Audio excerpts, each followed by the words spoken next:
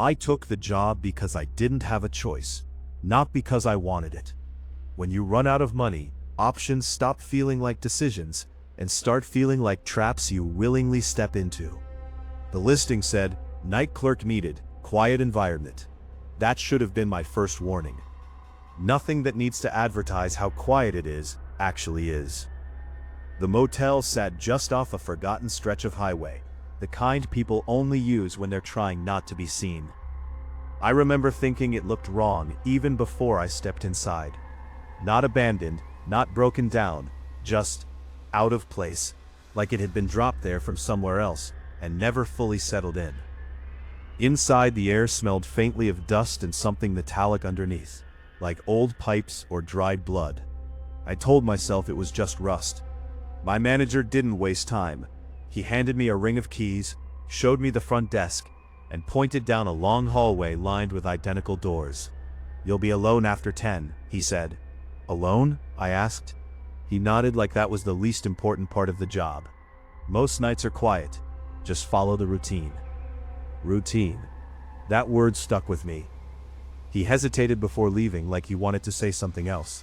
Then he reached into his coat pocket and pulled out a folded piece of paper. "Read this when your shift starts," he said, placing it on the counter. "Not before." I almost asked why, but something in his expression stopped me. It wasn't fear, it was certainty, like whatever was written on that paper wasn't optional. By the time my shift started at 10 p.m., the motel had gone completely still. Not quiet in a peaceful way. Quiet in a way that feels like something is listening. I locked the front doors, checked the empty parking lot, and went back behind the desk. The paper sat where he'd left it. I stared at it longer than I should have. Finally, I unfolded it. The title was simple: Night Rules. I almost laughed. It felt like a joke, some weird initiation thing. Then I started reading. Rule 1. If a guest checks in after midnight, do not ask for identification. Do not ask questions.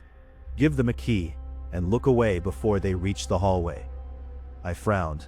That was already strange, but not impossible to explain. Maybe the owner didn't want trouble. Maybe it was some under-the-table arrangement. Rule 2. At exactly 12:15 a.m., the lobby lights will flicker. Do not look at the front doors during this time. I glanced up at the glass entrance instinctively, then back down at the paper. Rule 3. If the phone rings and there is no one on the line, hang up immediately.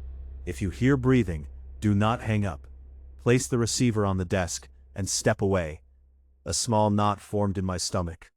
Rule 4. You may hear footsteps in the hallway when no guests are checked in. Do not investigate. That's when I checked the system. No bookings, no arrivals scheduled. I was completely alone. I kept reading. Rule 5. If a guest asks for room 13, tell them it is unavailable. If they insist, give them room 11 instead. Do not correct them. Rule 6. Between 1 a.m. and 1:30 a.m., do not leave the front desk for any reason. Rule 7. If you see someone standing outside the front doors, do not let them in unless they knock exactly 3 times. Rule 8. If they knock more than 3 times, turn off the lobby lights and remain still. My mouth felt dry. This wasn't funny anymore. I told myself it was just some elaborate prank. That had to be it. Then the clock on the wall clicked to 12:15. The lights flickered. Once, twice. I froze. Without thinking, my eyes started to drift toward the front doors. Then I remembered. Rule 2. Don't look. It felt ridiculous. Childish even.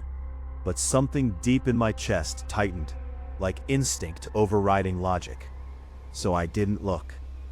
The flickering lasted maybe 10 seconds, maybe less. It felt longer. When the lights steadied, I let out a breath I didn't realize I was holding. "See," I muttered to myself. "Old wiring, that's all." I almost believed it. Then the phone rang. The sound cut through the silence so sharply it made me jump. I stared at it for a second before picking up. "Front desk," I said. Nothing. No voice, no static. I was about to hang up. Then I heard it. Breathing.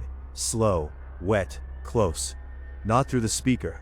Through the receiver itself. Every instinct told me to slam it down, but my hand stopped halfway. Rule 3. If you hear breathing, do not hang up. A cold sensation crept up my spine. Carefully, I lowered the receiver onto the desk. The breathing continued for a few seconds. Then it stopped. The line went dead.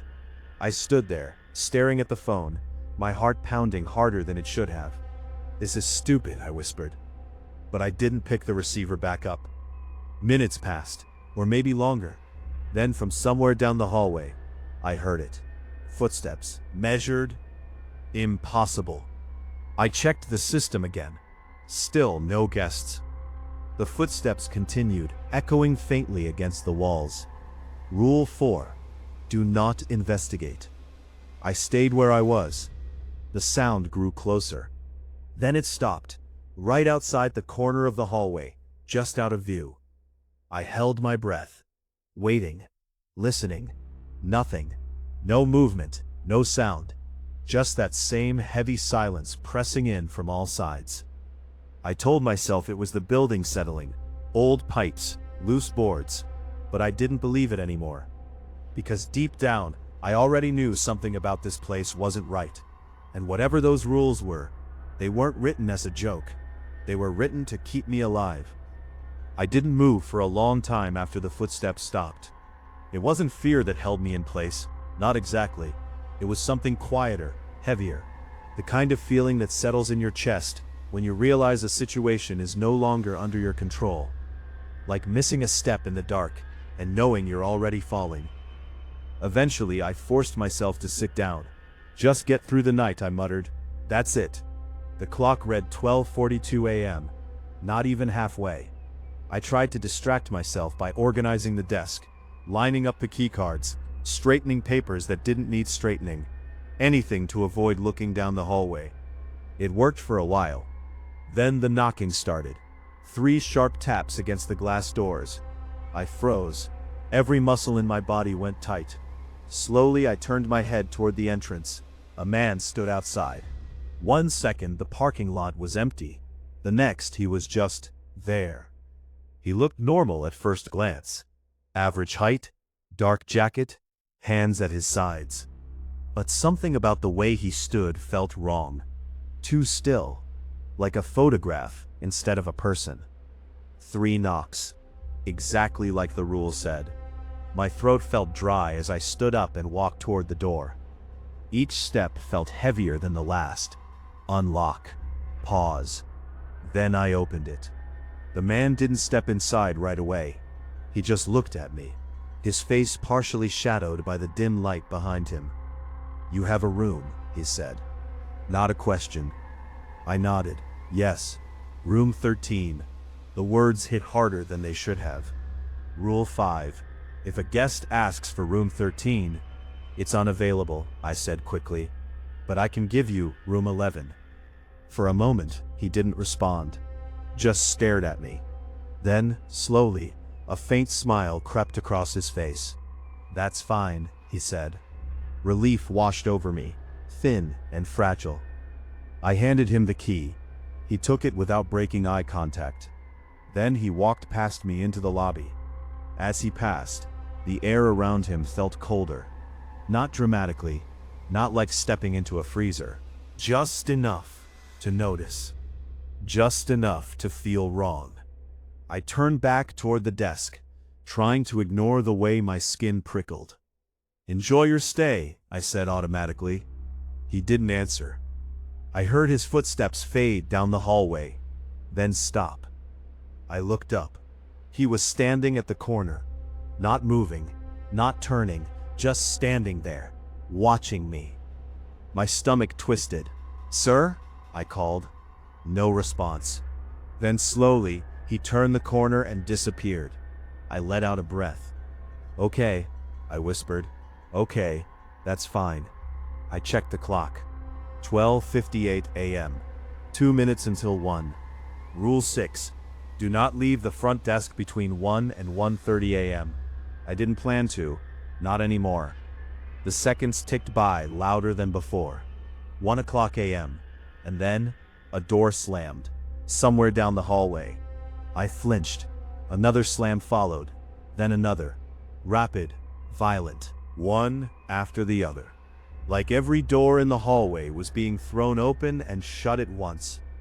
I gripped the edge of the desk. "Don't move," I whispered to myself. The noise built into a chaotic rhythm, echoing through the building. Then it stopped. Instantly, cut off like a switch had been flipped. Silence returned, but it wasn't the same silence as before. This one felt crowded, like the hallway wasn't empty anymore. My eyes drifted toward the security monitor. Black and white footage, grainy. The hallway camera flickered slightly. At first, I didn't see anything. Then, I leaned closer. Doors were open. All of them. Every single room. A cold wave of dread washed over me. Because I knew I hadn't checked in anyone else. The hallway should have been empty, but the doors were open, and the rooms were dark. I stared at the screen, my pulse quickening. Then something moved. Inside one of the rooms. Just a shift. A shadow, crossing the doorway. I leaned closer. "Hello?" I said under my breath, like they could hear me through the screen. Another movement. Different room. Then another. My chest tightened. There was more than one. There were many, shapes moving just out of view. Figures that never fully stepped into the hallway. Just enough to be seen, never enough to be understood. The monitor flickered again. For a split second, every doorway was filled. Figures standing motionless, facing the camera. Then the screen glitched. And they were gone. All the doors slammed shut at once. The sound echoed through the motel like a gunshot. I stumbled back from the desk. "No," I whispered. "No, no, no. This wasn't a prank. This wasn't wiring. This wasn't anything I could explain." I forced myself to look at the clock. 1:17 a.m. 13 more minutes. Just stay put. Just survive this window. A soft sound broke the silence. Right behind me. Breathing. My blood ran cold. Slowly, carefully, I remembered another rule. Rule 8. If you hear whispering behind you while you stand at the desk, do not turn around. This wasn't whispering, but it was close enough. The breathing was uneven, like something struggling to mimic a human rhythm. I stared straight ahead, my entire body locked in place. The sound moved closer. I could feel it now, not touching me, just there, right behind my shoulder, waiting. My heart pounded so hard, it felt like it would give me away. Seconds stretched into something unbearable. Then, a whisper, so quiet I almost didn't catch it. "You let me in." My stomach dropped. The man. Room 11. I squeezed my eyes shut, fighting the urge to turn around. "You gave me the wrong room," the voice continued. Closer now. "That was a mistake." I didn't respond. I couldn't. "You should fix it." The air felt heavier, thicker, like breathing through water. I said, the voice whispered, right next to my ear now. "You should fix it." I clenched my fists, stayed still, stayed silent. After a moment, the pressure shifted. The presence moved away. The breathing faded. And just like that, it was gone. I didn't move for several seconds. Then slowly, carefully, I opened my eyes. The lobby was empty. The clock read 1:29 a.m. 1 minute left. I exhaled shakily. "Almost," I whispered. The final seconds dragged, each tick louder than the last. Then 1:30 a.m. Nothing happened. No sound, no movement, just silence. I sagged against the desk, my legs weak. I had made it through. At least I thought I had, because as I looked back at the monitor, room 11's door was open again, and this time, something was standing in the doorway, looking directly at the camera. I don't know how long I stood there staring at the monitor. It felt like my brain had stopped processing things in real time. Like everything I was seeing had to fight its way through a layer of disbelief before it could register as real. The image on the screen flickered slightly, but not enough to hide what was standing in the doorway of room 11. It was too tall. That was the first thing my mind latched onto. The frame of the door should have cut it off at the top, but it didn't. Its head seemed bent, or folded, like it had adjusted itself just enough to fit into a space it wasn't meant to occupy. Its arms hung too long at its sides, fingers nearly brushing the floor.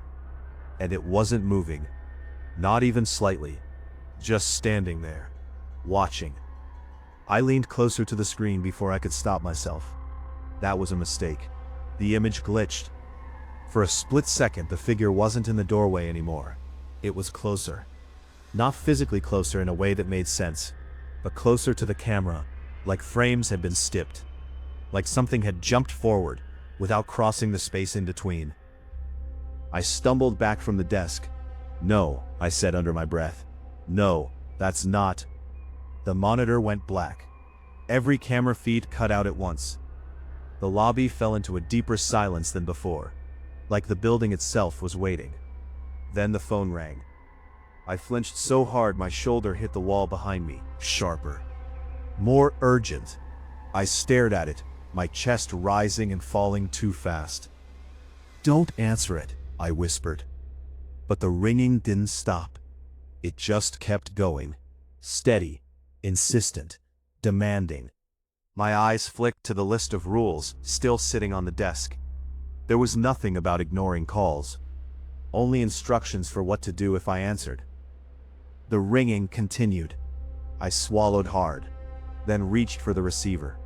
"Front desk," I said, my voice thinner than I wanted it to be. Silence. Then, my own voice answered back.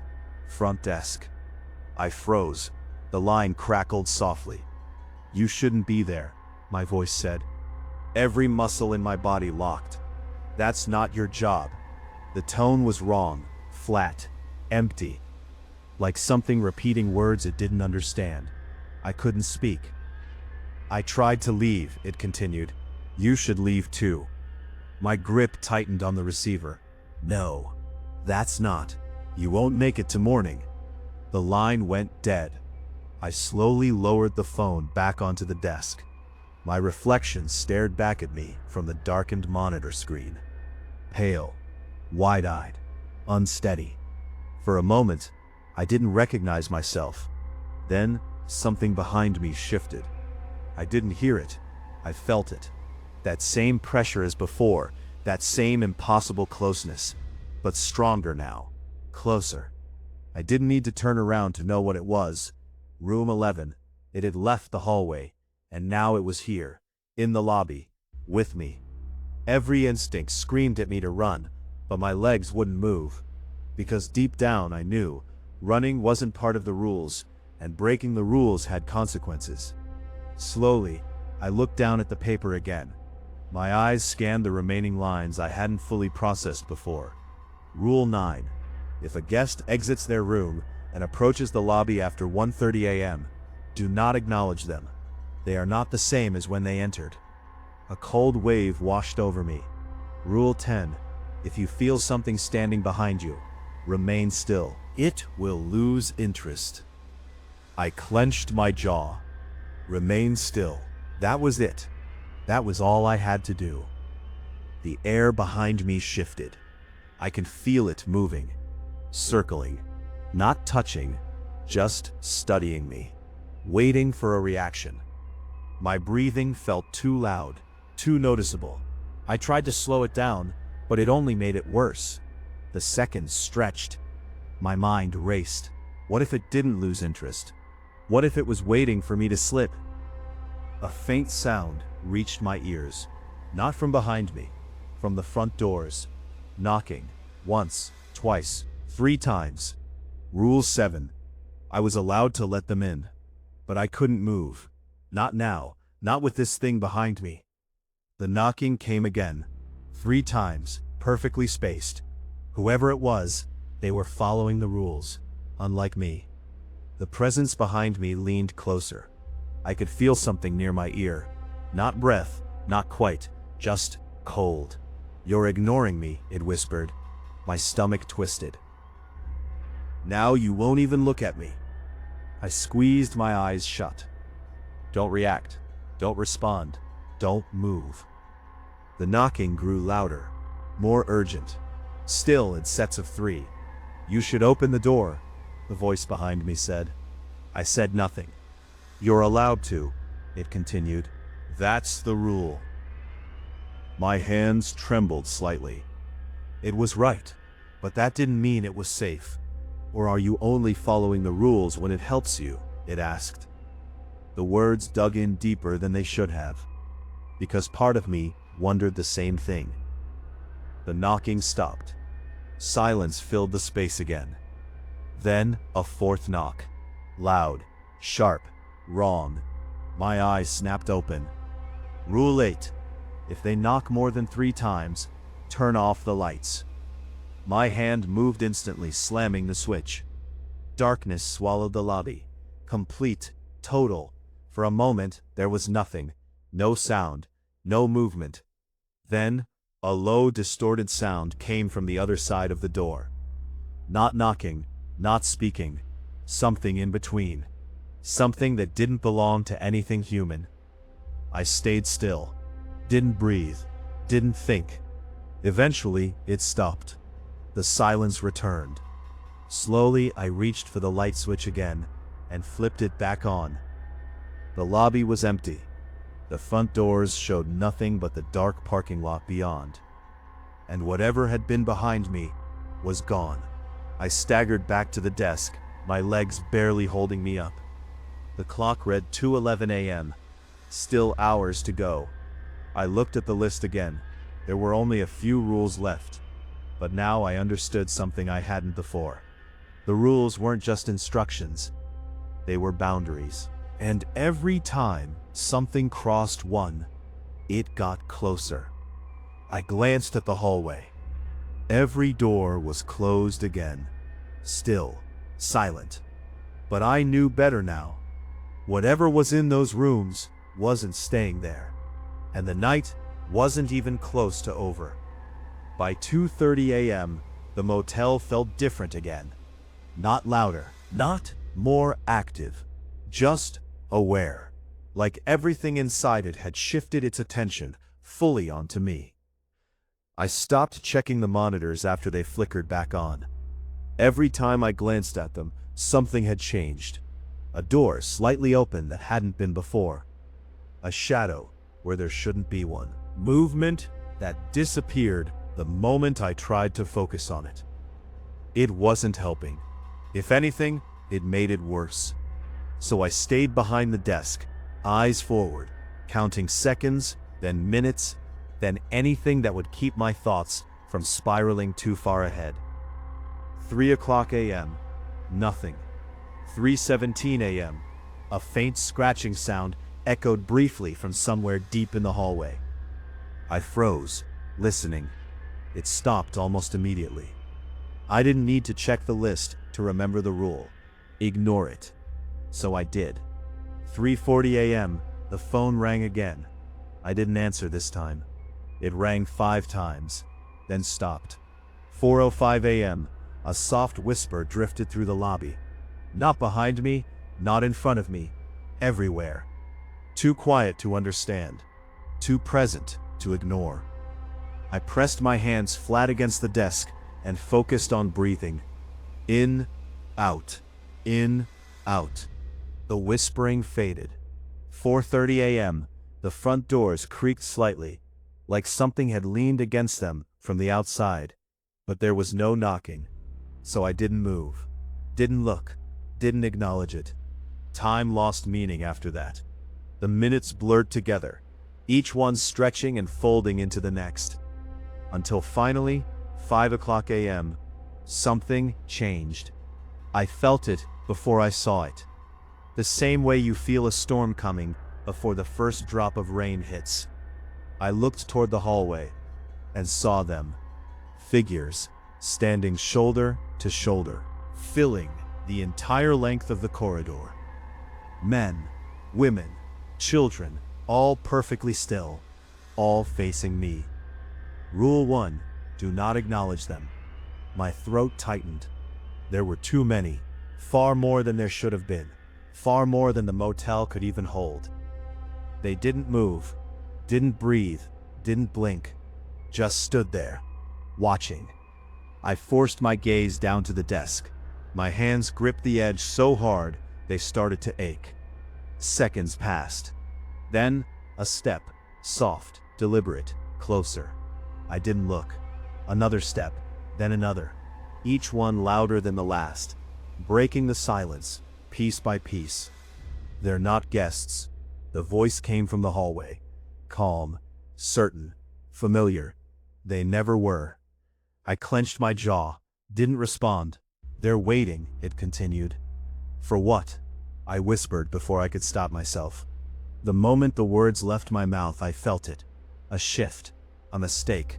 The footsteps stopped. Silence rushed back in, heavier than before.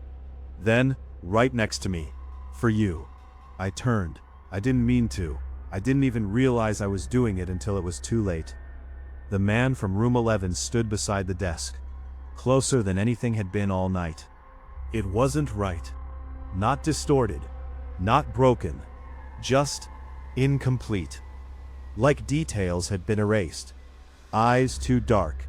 Smile too wide. You finally looked, he said softly. My body locked in place. I couldn't move, couldn't speak, couldn't even breathe properly. Behind him, the hallway filled with movement. All those figures, stepping forward at once. The rules. I broke the rule. And now, something had changed. The man tilted his head slightly, almost curious. Do you understand now? He asked. I shook my head weakly. He leaned closer. Close enough that I could feel that same cold presence from before. There were never rules to protect you, he whispered. They were to keep you here. My stomach dropped. No, I said, my voice barely audible. He smiled wider. Every hour you stayed, he continued, you stopped being a visitor. The figures behind him moved closer, faster now, filling the lobby, blurring together. You became part of it. Panic surged through me. I forced my body to move, stumbling backward toward the front doors. I'm leaving. The man didn't follow. He just watched. That same calm expression. You can try, he said.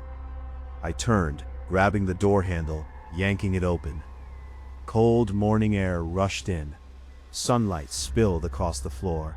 I ran, didn't look back, didn't stop, not until I reached my car. I fumbled with the keys, hands shaking, finally getting the door open and throwing myself inside. The engine started. I pulled out of the lot too fast, tires skidding slightly on the pavement. Only then did I risk a glance in the rearview mirror. The motel stood exactly where I left it.